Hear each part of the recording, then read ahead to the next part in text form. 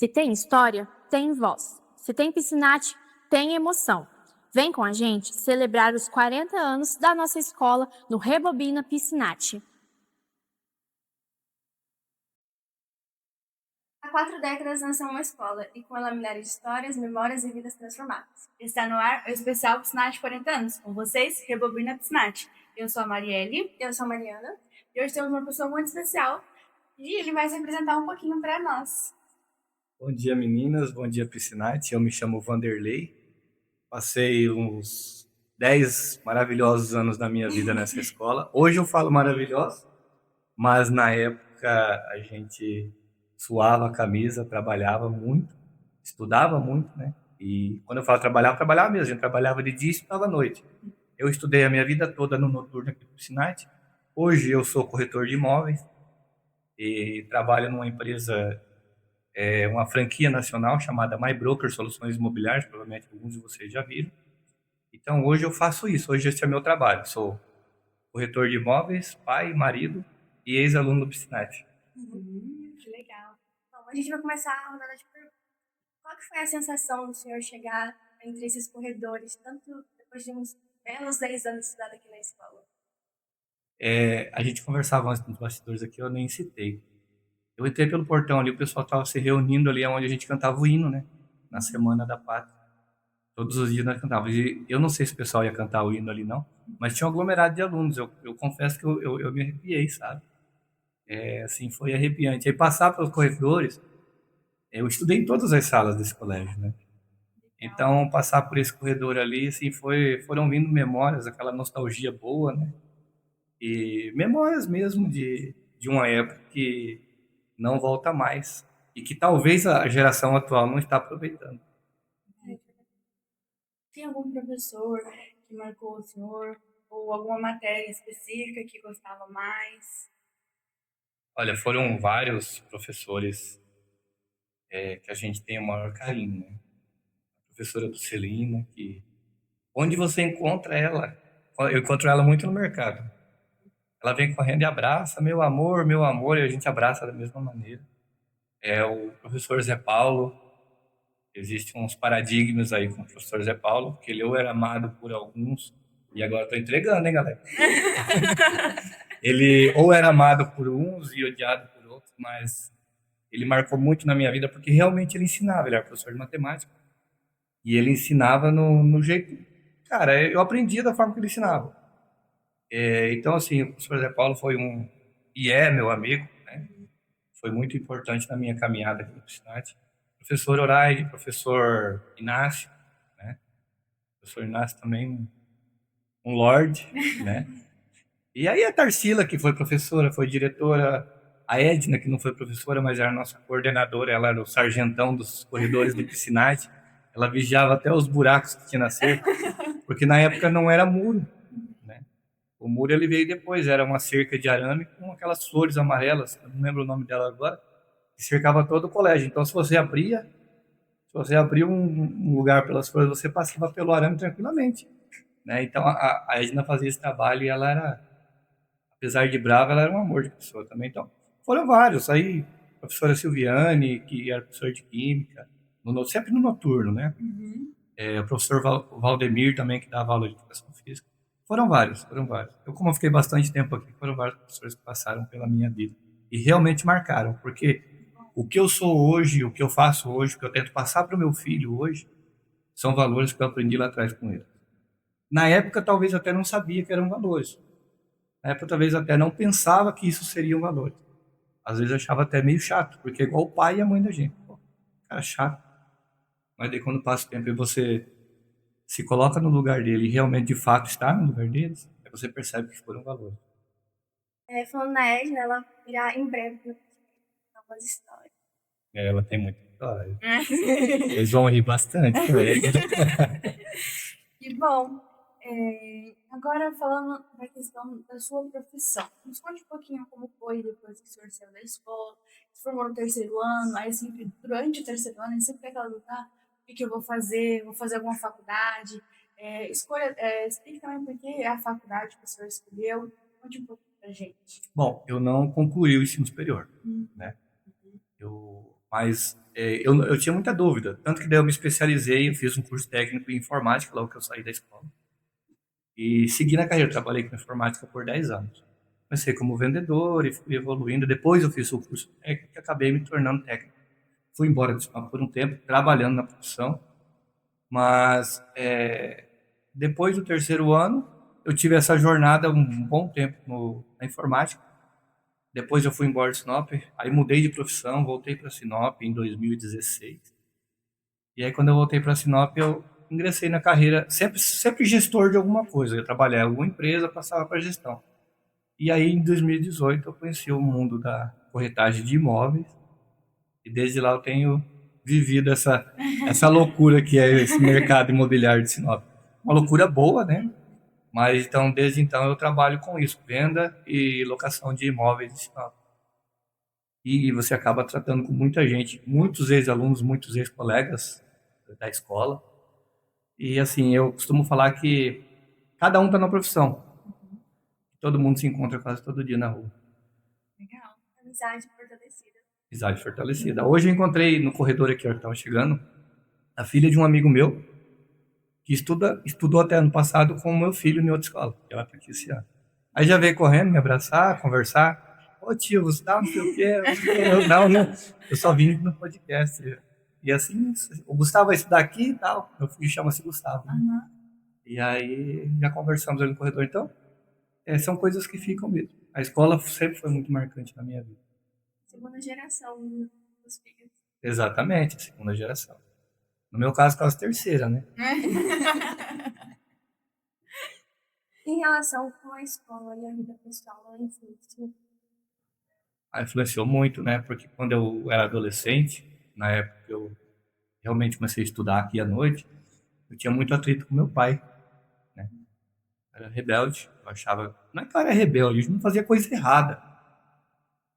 Mas achava que o que o meu pai queria impor, colocar para mim, não era certo, né? Então, meu pai era caminhoneiro, ele passava pouco tempo em casa, e sempre que ele chegava nós tínhamos atritos. E a escola, e isso eu vejo hoje, na época eu não enxergava. E eu acho que é até uma dica que eu deixo pro pessoal hoje que está na escola. Lá na frente, depois que você passar essa fase, depois que os hormônios chegarem no lugar, vocês vão ver que tanto o professor, tanto a escola, tanto os pais, nunca vão falar nada por mal. Eles nunca vão estar sendo chatos. Independente de evolução, independente de tecnologia, sempre vai ser pro bem. Sempre vai ser pro bem. Tanto a escola quanto a família. Porque a escola, na verdade, ela ensina o didático, né? Ela te dá o conhecimento. A educação, a conduta, isso aí são os pais, né? A escola, ela até, se ela tem processo, se ela tem regras seguidas, ela até te influencia muito nesse aspecto. Mas educação mesmo, eu nunca culpei a escola e eu não culpo a escola do meu filho. Eu sempre digo, com a maturidade que eu tenho hoje, que a educação, a forma de se portar dentro de casa, é de você realmente ser submisso a seus pais, a sua família, e aí sim você vai ter uma postura decente em qualquer mesa que você sentar. Quais são nossos espelhos? Exato. E eu vejo uma geração, e não criticando, tá, gente? Mas enxergando da ótica da minha geração, eu vejo uma geração muito rebelde, né? Bem mais rebelde que da nossa época. Porque nós éramos rebeldes, tínhamos os atritos, mas acabávamos cedendo. Hoje, não sou obrigado a nada, como a gente mais escuta. Eu, graças a Deus, tenho um filho abençoado. Eu não passo por esse problema. Mas vários amigos meus da minha época, eles passam por isso. E a gente percebe que a escola, ela está enfraquecida. Tanta coisa defendendo que não é certo que a escola acaba ficando enfraquecida. Né? E isso, para nós, que somos uma geração diferente, a gente não enxerga com bons olhos. O que vai acontecer quando nós não estivermos mais aqui? O que vai ser com a próxima geração que não está sendo educada adequadamente? Como é que elas vão tocar as coisas daqui para frente? Como que a nossa cidade vai ser gerida? Como que os negócios da cidade vão ser geridos? Isso é preocupante. É mesmo, né? A gente fica, meu Deus, né? O que vai ser? Como que vai ser? A gente que é dessa geração atual, a gente vê muito sobre isso, né? Imagina o senhor, né? Que é da outra geração, você acaba Tô mais assustado ainda. Muito, porque nós começamos a pensar assim, caramba, como que a gente consegue, como é que eu vou te falar, linkar essas gerações? Eles entenderem que o que nós fazemos e falamos, as dicas que nós damos, não são para mal. São situações, principalmente de conduta, que deram certo lá atrás. E por que que hoje não vai dar certo? Então é mais nesse sentido que a gente realmente se preocupa muito. É mais, ai, né? É Exatamente. mais preocupante ainda, né? Mais preocupante, sou pai do Gustavo e a Maria Helena, de 7 meses na barriga. Ai, que legal! Um casal. Isso aí, Legal. 15 anos depois. Conte um pouquinho sobre a sua relação com o seu filho. Ó, o meu filho, ele nasceu em 2009 e em 2016 houve a separação com a mãe dele. E ele optou por morar comigo. Não só ele, mas como eu e ela também. Naquele ano decidimos que ele ficaria comigo. E ele ficou 1 ano, ficou 2, ficou 3. E hoje ele mora comigo. E aí ele passa férias com a mãe dele mora em outra cidade. E nós somos muito apegados. O Gustavo, ele teve alguns problemas quando era criancinha. E a gente acabou se apegando muito mais, porque eu cuidava muito dele. O Gustavo era muito doente. Eu fiquei muito próximo dele e eu sou um pai muito preocupado. Às vezes até demais. Minha família fala, caramba, não pode ser assim e tal. Mas eu sou. E a gente tem uma relação muito boa. É uma relação de amigos mesmo, sabe? Eu e meu filho, nós somos muito amigos. Talvez ele seja meu melhor amigo e eu o melhor amigo dele. E meu filho, ele é um tanto prodígio, sabe? Fala vários idiomas, canta, estuda muito, sabe? Você vai no quarto dele, às vezes, 11 horas da manhã, a luz está acesa, ele está estudando. Ou está pesquisando alguma coisa.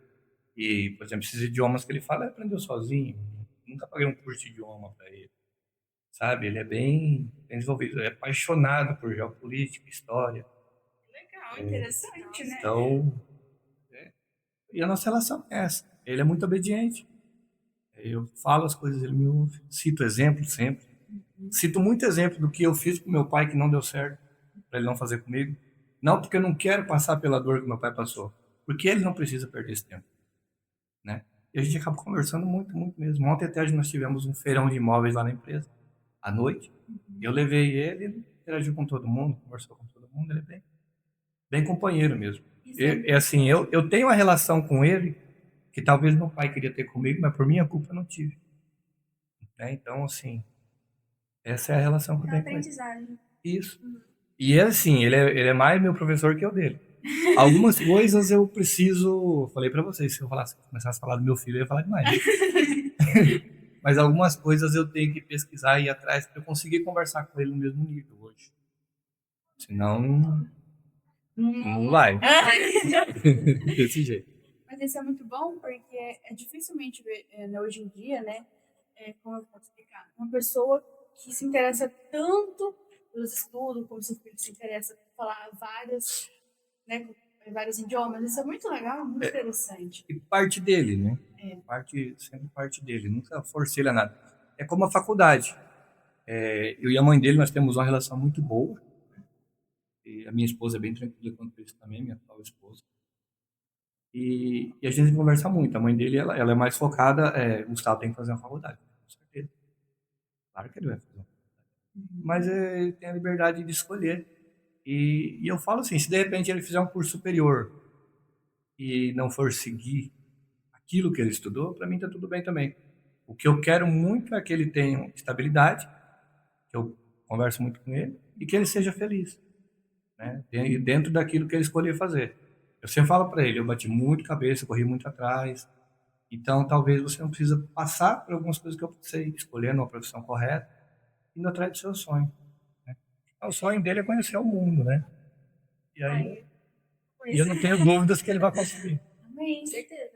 Ele já falou alguma coisa na conversa de vocês dois, que ele quer seguir a carreira que o senhor tem, ou não é algo que cativa tanto ele? Não, ele não tem interesse. Ele não tem interesse. O Gustavo, ele é mais do bastidor, sabe?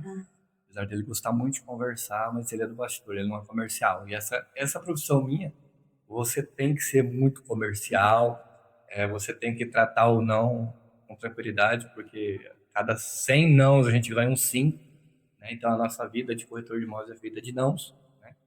E de muita especulação, mas o Gustavo ele manifesta muito interesse em ser diplomata, sabe? Então assim, ele quer fazer algo assim de relação exterior, algo desse sentido. Então, provavelmente não organizar, até mesmo o direito, porque o direito pode abrir porta para essa situação. Então, conversamos muito sobre isso, mas por enquanto ele está bem tranquilo. Impressionante. Tem tempo ainda de começar. Não muito, porque o tempo voa, né, meninas? É verdade. Esses dias eu estava nos corredores dessa escola. Esses dias, então, realmente, o tempo voa. Pra gente, de repente estava no de repente já tá quase no fim do ano. É assustador tem hora, né? Exatamente. O tempo passa assim, ó. A gente percebe que a amizade entre pai e filho, ele favorece uma família saudável. Deve ser muito gratificante, ter muito orgulho do filho. Eu falei pra vocês, eu sou até meio bobo com ele, sabe? Mas porque o meu filho ele é tão tranquilo, ele não me dá um pingo de trabalho, que ele me dá muito orgulho, então falar dele, não tem como. Até se eu falar que ele é dorminhoco, é pro bem dele, porque ele dorme tarde. Então, assim, é lógico, como todo adolescente entrando na juventude, esquece alguma coisa, alguma falha, mas quem nunca, né? Então eu vejo muito isso. Entre falhas e acertos, ele tem muito mais acertos. E principalmente o coração, né? Coração bom, coração puro, coração ensinável. E isso realmente não tem preço. Realmente. Agora voltando um pouquinho para a questão da escola, sabe? A época que o senhor estudou aqui, a gente soube, sabe? Que o senhor tinha alguns apelidos, os seus colegas também tinham. Conta um pouquinho pra gente sobre isso. Olha, eu tenho um apelido, né? Que vocês já devem saber. Então, meu apelido ainda é, né? Hoje aqui em Sinop, se vocês procurarem o Vanderlei, qual o Vanderlei? Você falar o Mamão, o Mamão. Né? Pronto, contei. E é o Mamão. E esse apelido, com certeza vocês vão perguntar a origem, né? Então, tá. Sim. Meu pai era Mamão. Então, eu acho que agora eu vou, aqui no ar, eu vou quebrar esse paradigma e esclarecer para muita gente a origem do apelido. Meu pai era Mamão e uma criança colocou, ele gostava muito de mamão e no intervalo de almoço na madeireira, parece que ele estava comendo mamão, meu pai era barbudo também, e aí parece que se sujou todo de mamão naquela situação. E aí passou um menino e falou, mamão. Essa é a história que meu pai contava, né? Meu pai contava. E aí ficou mamãozinho, andava com meu pai quando era criança, andava muito mamãozinho. Mamãozinho. O meu filho não está herdando. Meu filho não está herdando o apelido. E ele anda muito comigo. Mas a origem é essa. E aí tinha várias conversas no corredor da escola. Aí ele é conhecido como Mamão. Mamão. Exatamente. Era mamão, futebol mamão, quadra mamão. Algumas professoras chamavam a atenção de quem me chamava de mamão na escola, na sala. Mas o principal de um apelido, e eu gosto muito de brincar, sou uma pessoa que eu gosto muito de brincar, é você não se importar. Para aquilo não gerar um atrito. Aí se o apelido pegar com você não se importando, vai ficar uma coisa carinhosa. Se o apelido pegar porque você se importa, na sua vida vai ser sempre uma coisa chata. Então, é mamão. e vou levar aí para a eternidade. Ficou algo que, pela vez, às vezes, chamar o senhor de mamão, vai lembrar da época quando ficava com seu pai, vai lembrar da época da escola, porque eles chamavam assim. Né? E eu fiquei 10 anos fora de Sinop. Eu fui sair daqui em 2006, voltei em 2016. E eu cheguei aqui, mamão voltou. Porque eu vinha muito, né? Eu vinha muito de Sinop, porque minha família toda ficou aqui. Mas ficou. E aí o André até, que é um grande amigo meu, que é um irmão que a vida me deu, irmão do Adriano que teve aqui no podcast, aí o povo falava, como o André andava muito comigo, era o Mamão e Melão. Mas acabou que Acabou que o apelido que o André não pegou. Mas eu e ele, a gente se chama assim, Mamão Melão, do que propriamente os amigos da época, o pessoal que a gente trabalha, faz negócio junto. O André é um parceiro de negócio, está sempre lá pela empresa também. A gente nunca perdeu. Que legal, mamão e melão. Melão, Cheguei foi pra O André falou ontem que se eu falasse isso no podcast, ele ia romper a amizade comigo. Isso, e agora? E a batatinha? O Batatinha foi outro apelido. Eu não sei a origem do apelido do Batata, porque tinha o Batata e a Batata, né? Mas o Batatinha do futebol, da escola, eu não sei a origem do apelido dele, mas acredito que foi nas escolinhas de futebol. Eu não tenho certeza, eu não sei a origem. E aí era assim, né? Quando a gente ia jogar bola na quadra do colégio, era uma salada de frutas misturada com legumes, né? E Qualquer coisa. Tem essa vantagem. Equilíbrio. Aham. equilíbrio, né? Tem mais algum outro colega que o senhor lembra que tinha um apelido engraçado? Cara, da nossa época era o Batatinha, aí tinha o Dunga, que não era um apelido tão. Mas era Dunga por causa do futebol. E o Gaiá também, que era um amigo nosso, jogava futebol. O nome dele é Marcos. E o apelido era Gaiá. Eu não lembro a origem do apelido do Gaiá também, mas era um grande amigo da época. Até hoje, a gente não tá próximo, mas continua a amizade, né? A gente se encontra pelos mercados, que velho só se encontra no mercado, né? E aí a gente se encontra pelos mercados e acaba batendo papo. Então, assim, dos apelidos da época, Manuel, o Miguel era Miguelito, não tinha apelido. Que nem Então, o filho do senhor, né? então, eu né? acho. Mamão Então, foi esse- que marcou. Exatamente. Aí, tipo, as meninas tinham apelido, mas não convém falar. Em relação às broncas. Prova. Ah, eu era muito tranquilo para fazer prova, né? Mas bronca, vamos falar em bronca, assim. O professor Zé Paulo, ele era muito, pegava no pé mesmo. Tacava giz na gente, sabe? Você tava de cabeça baixa lá, assim, ou você tava.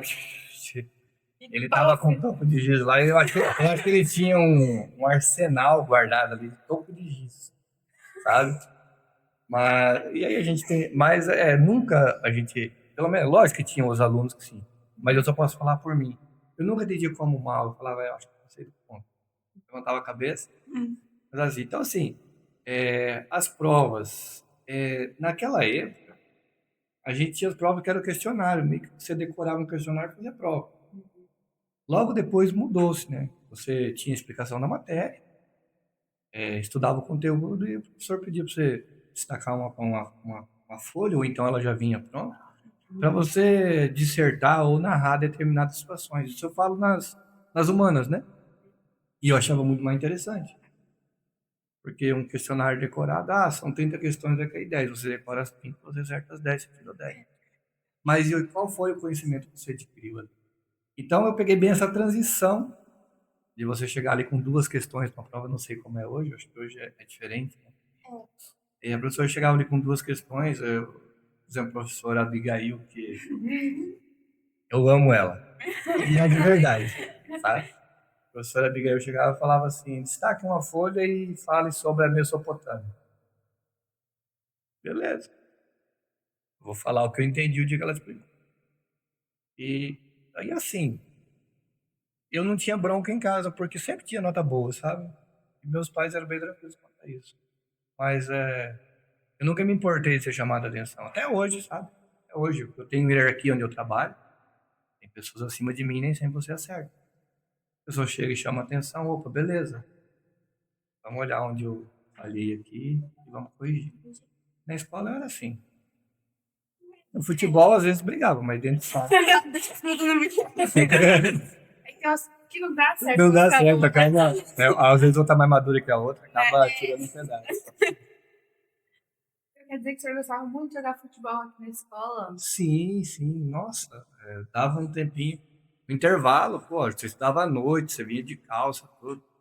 Dando no intervalo, a gente ia pra quadra. Na aula de educação física, jogava futsal na quadra, voltava pra próxima aula tudo suado, molhado, Matéria amada por todos, né? mamado por todo. Matava uma aula, ia pra quadra, o pessoal tava jogando vôlei, o professor de educação física. Quando ele olhava, ele via que você tava infiltrado no meio da outra sala. Vanderlei, vem cá, volta pra tua sala, senão eu vou ter problema. E a gente era, pra você ver quando nós éramos amados. Quando eu falo nós, não só eu, mas acho que todo mundo, os professores tinham um carinho especial. O professor era Valdemir. O professor Valdemir falava, Vanderlei, se a Edna vir aqui e você no meio da outra sala, que a tua sala tá com bola, eu vou ter problema. Vai pra tua sala. Tá bom. Aí, No outro dia tava de volta. lógico. A escola via jogos. Nós tínhamos jogos estudantis, nós participávamos assiduamente, e a gente promovia os interclasses aqui. Não sei se ainda existe essa. Tem uma história bacana. Compartilhe. Interclasse de 95, acho, 1995. Vocês lembram dessa data? Acho que não, hein? Eu era da 7ª D, e em um determinado jogo, eu dividi uma bola com o goleiro, e eu bati a cabeça no muro, e desmaiei. Diz a lenda, reza a lenda, tem uns amigos meus que dizem que o trincado que tem no muro depois da quadra lá, até hoje foi da minha cabeçada. Eu tenho uma herança dessa cabeçada, Meu um Deus. caroço aqui, e na galera do futebol, Batata, André, essa galera toda aí, sempre que a gente cita, e nós conversamos muito, sabe? Sempre que a gente cita os jogos, é motivo de muita risada. O Mamão trincou o muro da escola com a cabeçada. Então, ficou isso. Mas a gente promovia muito interclasse. Aí, quando nós éramos formando, de 8ª série, a gente promovia para arrecadar fundo. Depois, os formandos de terceirão, igual vocês são, promoviam para arrecadar fundo e a escola era parceira. A quadra não era coberta. Nós fazíamos os jogos nos sábados e nos domingos, das 7, 8 da manhã até a noite, no sol de Meu Deus. 40 graus. Não tinha tempo ruim pra gente. Sempre quando no grupo de amigos, sempre tem que ter, ou é você mesmo, ou é os seus amigos, sempre levam uma cabeçada e fica histórica. É uma história assim que fica inesquecível. Você ri, você se diverte, é muito bom. E eu lembro que eu passei mal, eu dei uma desmaiada e não tinha reserva no meu time naquele dia. E era uma semifinal. Nossa. E a gente tava empatado o jogo e eu tive que ficar em quadra, mas assim, pouca coisa eu lembro. E era contra o time do André. O André, meu amigo, irmão do Adriano, ele tava no time contra. Era o primeiro ano, eu lembrei dessa situação. E eu fiquei na quadra assim, só para dar número. Acabei ainda fazendo um gol e a gente acabou ganhando e fomos para a final. Mas foi muito marcante. Essa situação foi muito marcante. Marcante fisicamente, Né? e marcante porque até hoje o pessoal do futebol daquela época fala que eu trinquei o muro da quadra. A batida, será que foi forte a batida? Foi. Aproveitando nessa história, então, a gente vai, depois de gravar o podcast, a gente vai verificar. Essa Cara, isso é legal mesmo. Vamos lá dar uma olhada, vamos conferir. Vai que o muro foi reformado. Agora, qual que é a sua maior inspiração? Alguém que tipo, pegou e falou assim, ó, você vai fazer assim, assim, você consegue, você vai ser alguém na sua vida, você tem que se esforçar. Conte uma pessoa que te ajudou muito nesse sentido. A minha maior inspiração, como exemplo, é Jesus Cristo, né? Eu tenho dúvida que, como cristão, a minha maior inspiração é Jesus. A gente procura mais longe de conseguir seguir os passos dele. Mas, assim, meu segundo pai, que era meu pai verdadeiro, né? Aí é meu pai. Meu pai era caminhoneiro, meu pai era um homem trabalhador, íntegro, digno. E talvez se eu tivesse seguido realmente, conforme ele falava, dentro da ignorância dele, da falta de conhecimento estudantil, vamos dizer assim, né? Que estudou muito pouco, mas dentro naquilo que ele fazia, ele era mestre, né? Que era ser caminhoneiro. Então, se eu tivesse pegado todos os ensinamentos dele, eu acredito que eu estaria num patamar diferente hoje. Não que eu esteja reclamando da posição que eu estou, mas talvez eu tinha sentido menos dores pelo caminho. Então, assim, sem dúvida nenhuma, a base familiar, mas meu pai sempre foi mesmo. E hoje cito muitos exemplos dele para o meu filho, como método de educação para o meu filho. Então, assim, meu pai. Jesus.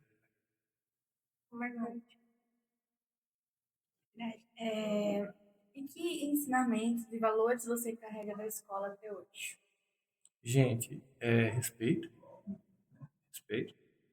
submissão, né? Você entender o que é uma hierarquia. A partir do momento que tem duas pessoas num local desenvolvendo alguma coisa e um foi designado para liderar, aquele que está sendo liderado, ele não tem por que temer ser liderado, porque se algo der errado, quem vai responder por você é quem está te liderando. Então, isso eu aprendi aqui na escola e aprendi no exército. Então, é isso, eu acredito que é respeitar a hierarquia, é saber que um professor é uma autoridade, é a autoridade máxima no local, no recinto. Ele está ali representando seus pais. Se um professor falar para você, senta ali no chão agora, ele não está falando por mal. Ele está falando porque realmente tem algum fundamento você sentar no chão naquele momento. É lógico que a gente tem que sempre avaliar ordens absurdas. Você aprende muito isso no exército. Uma ordem absurda você não acata nem o general. Claro que você vai ter consequências por isso, mas você não precisa acatar. Mas eu vejo muito isso. Valores que a gente leva que hoje estão sendo quebrados. Nisso a nossa conversa. Mas, principalmente, a escola ela tem uma hierarquia. Se você seguir todas as hierarquias dentro de uma escola, dentro de uma instituição de ensino, você sai pronto para a vida lá fora. E vocês tenham certeza que a vida lá fora ela é bem mais cruel que dentro da escola. Poderia citar um pouco como foi servir o exército?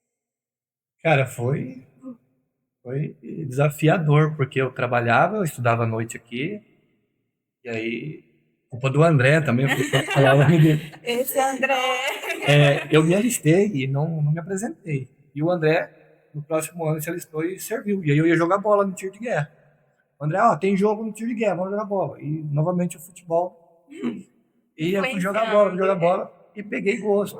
Eu tinha medo, um certo receio besta, porque, cara, é fantástico. Acho que todo homem, mesmo que o tiro de guerra de Sinop é uma fração que realmente é a instituição, o Exército Brasileiro,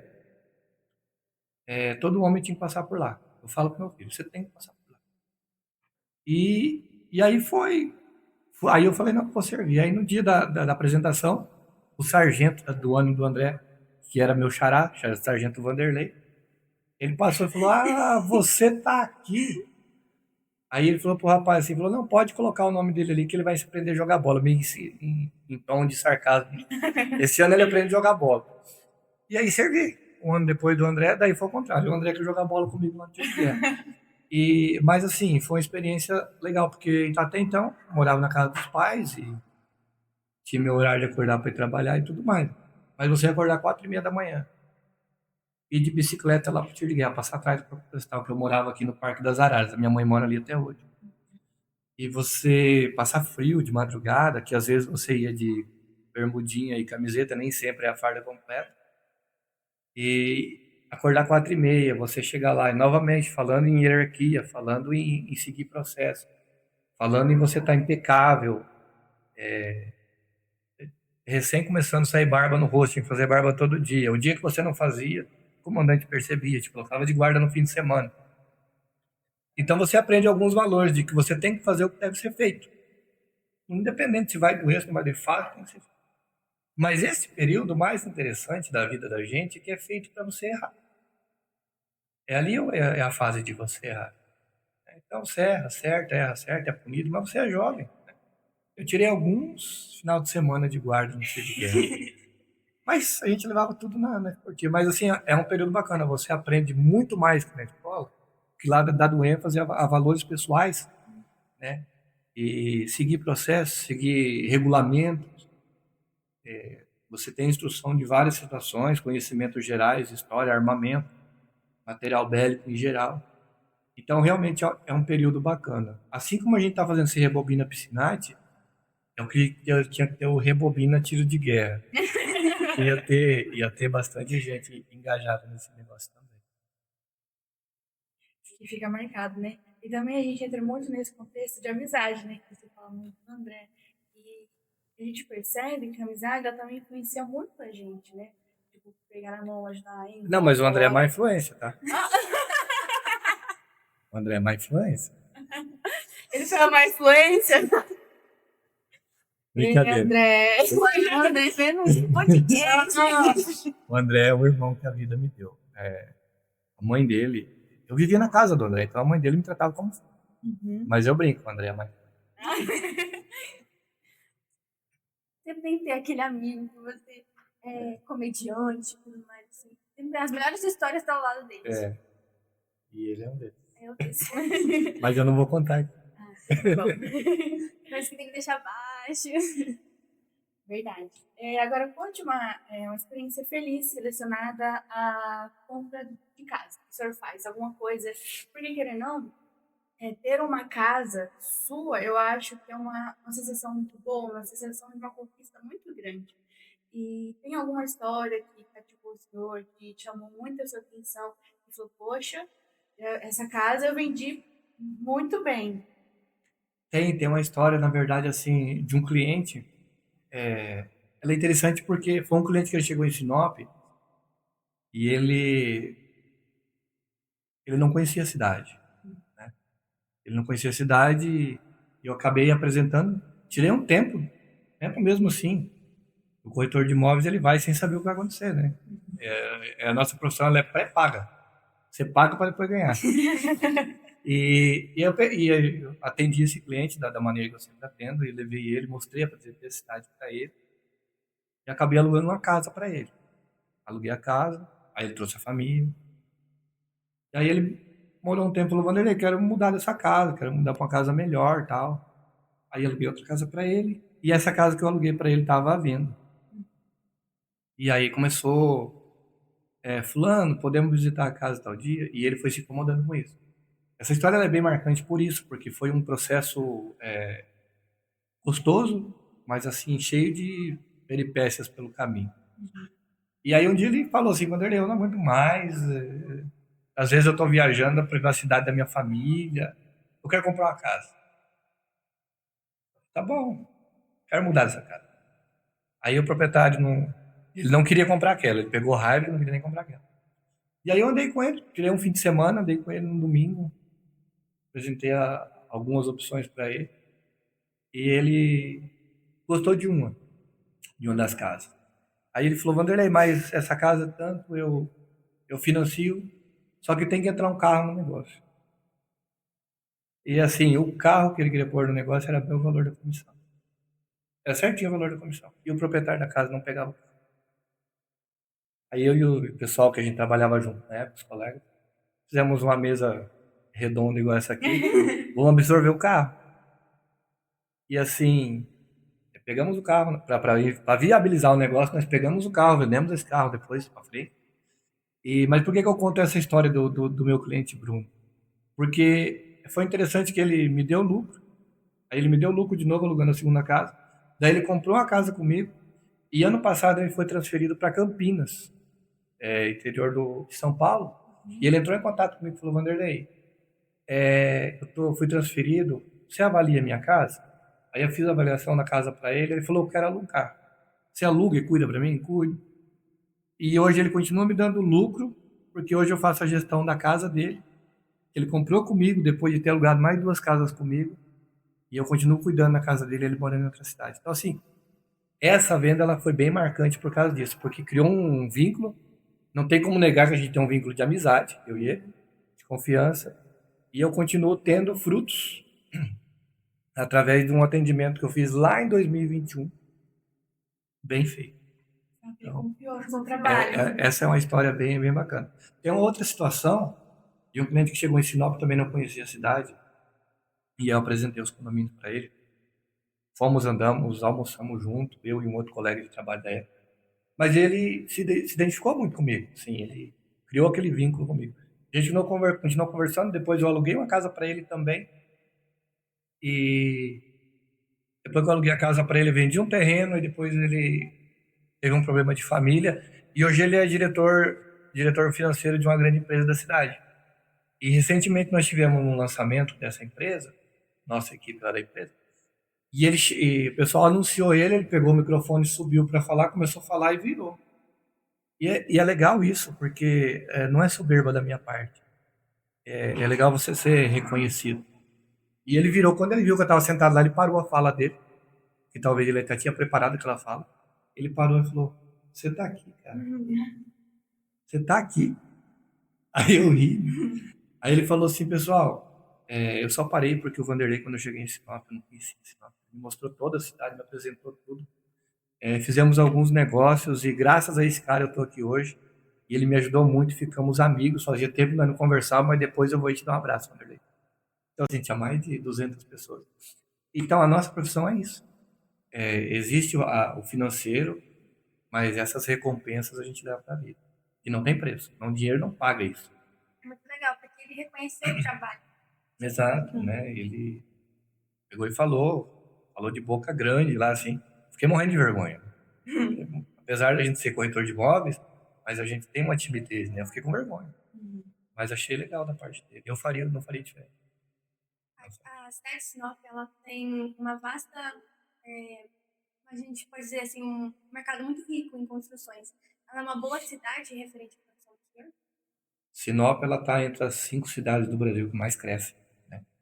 Então, Sinop hoje ela é um polo em vários aspectos, mas o mercado imobiliário de Sinop, hoje ele só perde para Itapema, no Santa Catarina, e Balneário Camboriú, em matéria de volume de negócio.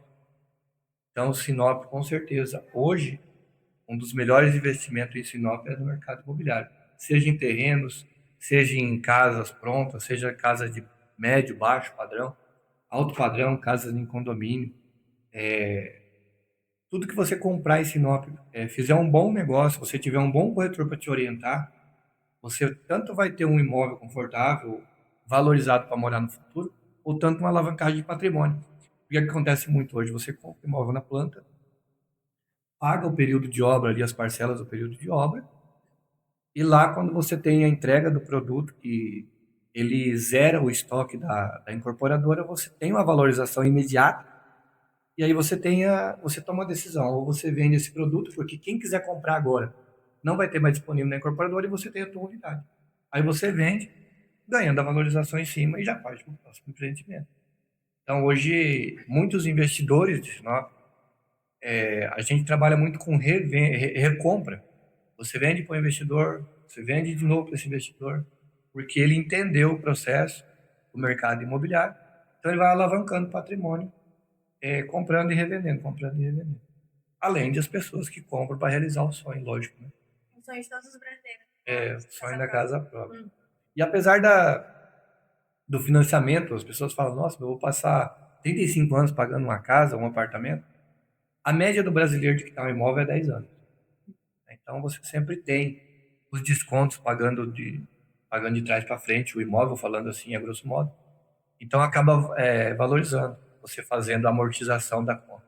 Então a média do brasileiro hoje é quitar um imóvel entre 8 e 10 anos. Então você jamais vai financiar um imóvel e pagar em 35 anos. Isso ali é um parâmetro, é uma baliza.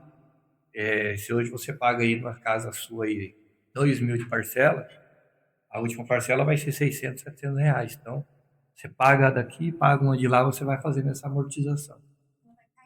Tira todo o juro da operação você pagando trás para frente. É excelente. É um excelente negócio. Sem contar que se você, hoje, você compra um imóvel e você aluga ele por algum motivo, o próprio aluguel, que está muito aquecido em Sinop, ele paga a parcela do imóvel. Agora, voltando de novo para a escola. Prometo que é a última pergunta, tá? Porque nem todo mundo quer fazer uma faculdade após terminar o ensino médio. O senhor teria algum conselho para essas pessoas? Não quero fazer uma faculdade ou fazer ou ter outro curso. Que conselho você daria? Conclua o ensino superior. Conclua o ensino superior, porque é muito importante. Até na minha carreira hoje, até na minha profissão, vamos supor que eu fosse bacharel em direito. Ela contribui muito. Tem colegas que são advogados de formação, que são corretores de profissão. É legal você entender de processos, é legal você entender de leis. Na minha profissão tem tudo a ver. Então, assim, não tem outro caminho. Não é que você vai fazer uma faculdade para você seguir naquela profissão. Claro, a gente sempre pensa que vai realizar o sonho de, eu quero ser médico, eu quero ser dentista, eu quero ser advogado. Mas escolha um curso, façam ele, e depois você decide, porque um curso de administração, ele te abre muitas portas. Um curso de direito, ele te abre muitas portas. A menos aqueles exatos, medicina, odontologia, aí sim, você tem que ter certeza, né? Mas você fazendo qualquer coisa nessas áreas, curso nessas áreas, abre muitas portas. Seu currículo fica mais interessante. Hoje, todo mundo que abre uma vaga já coloca o diferencial superior em tal área. Contabilidade ajuda muito na nossa profissão. Então, estudem, façam. Nunca pare de estudar. Eu acho que, por mais que eu seja corretor de imóveis hoje, você está sempre estudando. Você está sempre estudando. Se pegar as horas de estudo que a gente tem, passa do mestrado, a gente realmente estuda. A gente realmente estuda. É a empresa que eu trabalho, eu sou abençoado de trabalhar nessa empresa, porque a gente fala que a MyBroker ela é uma instituição de ensino que tem anexo imobiliário. Porque nós temos o Instituto MyBroker, que tudo que você pensar, tudo que você quiser lá dentro do Instituto tem para você aprender. Desde manusear uma calculadora financeira, até mesmo palestra de fechamento de venda, quebra de objeção. Então, estudem.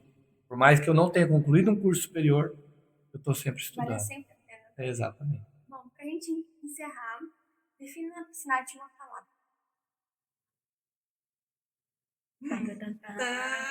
Surpresa. Gente, é a minha referência. Referência como conhecimento, como educação, como formação de caráter mesmo. Na época, a gente conseguia formar caráter de uma escola. E eu sinto falta desse ambiente. Eu sinto falta desse ambiente. A saudade já marca a Fica, fica. Então, como eu falei no começo, andar nesse corredor ali, cara, Sensacional. Além da pancada na cabeça, é mais é mais marcante. A pancada marcou só. Mas a escola marcou várias fases da minha vida. Primeira namorada, enfim, tudo, né? Tudo. Teria um recado para os colegas. Pessoal, venham no podcast. Venham contar histórias e assim, não chame o André, porque senão ele pode vir, né? Agora a gente vai ter que chamar ele. Mas que a gente, sei lá, a gente marque alguma coisa para se encontrar a galera daquela época, né? O pessoal da época. Que alguns a gente encontra, mas nem todos. E se a gente conseguisse reunir todo mundo, seria muito legal. Eu tô super top. Fazer uma partida de futebol, né? Ah, não, mas com 46 anos já não é a mesma pegada, né? Aí é mais recreativo mesmo. Na época a gente competia mesmo pela vida, né? Então, é bem... Recriar uma salada de fruta na quadra. Sim, com certeza, né? Com certeza. Eu acho que o Batatinha continua jogando futebol ainda, eu também jogo. O André não joga. Olha, Mas dá pra fazer sim. Tem um pessoal que estudou aqui que mora fora do país, que o Duda, um grande amigo nosso também. Ele até estava aqui semana passada. Hoje ele mora na Itália e também jogava futebol na época com a gente. Grande amigo. Mas o recado é esse, gente. Vamos se reunir. Não vamos deixar morrer isso que a gente criou dentro da escola Piscinati, né? São laços, né? Eu lembro que a primeira vez que eu vim aqui na escola, a professora Celina estava no fundo da quadra. E ela não me conhecia. A primeira coisa que ela fez foi me abraçar e me dar um beijo. Era o primeiro dia de aula, assim, de educação física. Que legal. Como se ela me conhecesse há anos. Né? Acho que ela nem lembra dessa situação. Então, assim, essa escola é marcante. Ela é, se eu for definir uma palavra, acho que é aconchego. Da época, né? Aconchego, me sentia em casa. Que bom. A gente agradece muito por ter aceitado esse convite, por estar aqui conosco, contando muitas histórias engraçadas, né, do seu apelido também, que a gente riu muito quando a gente descobriu. E a gente agradece muito de coração. Eu que agradeço. Eu fiquei muito feliz com a ideia. Eu voltei no tempo quando eu vi a Rádio Piscinati, né, e o Rebobina Piscinati. Voltei no tempo assim, e aí acompanhando as outras pessoas que estiveram por aqui, as histórias. Foi revivendo memórias que eu acho que a gente não deve deixar morrer na memória, né? Realmente a gente tem que estar revivendo. E às vezes a gente conta muita história daquela época para filho, para esposa, e eles falam, tá, não sei o quê. A minha esposa, a gente passa aqui na frente, eu falo, minha escola. Ela fala, o que você né? Porque a minha mãe ainda mora no bairro, a gente mora ali próximo do Açaí. Então, assim, não tem como passar aqui na frente e não olhar. E eu sempre falo para ela, falo, olha, cada ano que passa, o Colégio Piscinati aumenta a altura do muro. Nossa época não precisava. Nossa época não precisava. A gente saía se queria, mas não queria sair, né? Não queria sair. E é isso. A minha parte é isso. Fiquei muito feliz mesmo. Estou até emocionado aqui. Agradeço demais a escola e vocês por esse momento. Te agradeço, que a gente se divertiu muito. Legal, eu também. E o André Com tem que vir certeza. aqui, verdade. Pra contar as histórias que vocês dois. Exatamente. Esse foi mais um episódio da Rebobina Piscinati. Tchau!